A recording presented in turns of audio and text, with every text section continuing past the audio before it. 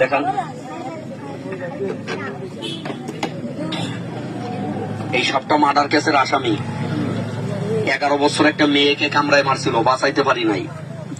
মেয়ের মা বাবা বলছিল যদি এই মেয়ে ভালো করতে পারো 50,000 টাকা পুরস্কার। টাকার লোক কান্না আছে।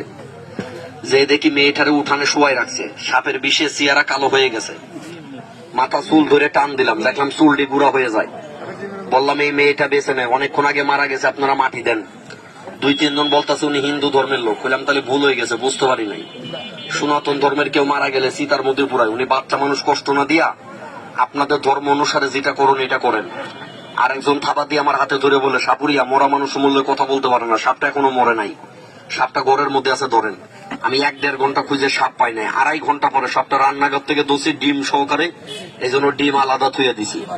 এটা কয়েকদিনের মধ্যে ফুটে যাবে। এই দেখেন সাপটার কেমন পাওয়ার। এই সাপের তো কোনো ফোনা নাই, আছে কাকা? এই সাপের ফোনই আছে, তবে এখানকার ছেলে পেলে খুবই ভদ্র।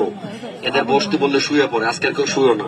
সামনেতে ছেলে পেলে বসে পড়ো, বসো বাবা বসো। যেটা না বসবে মনে করবেন এটা আইসা, এটা পায়খানা করে বুঝে না।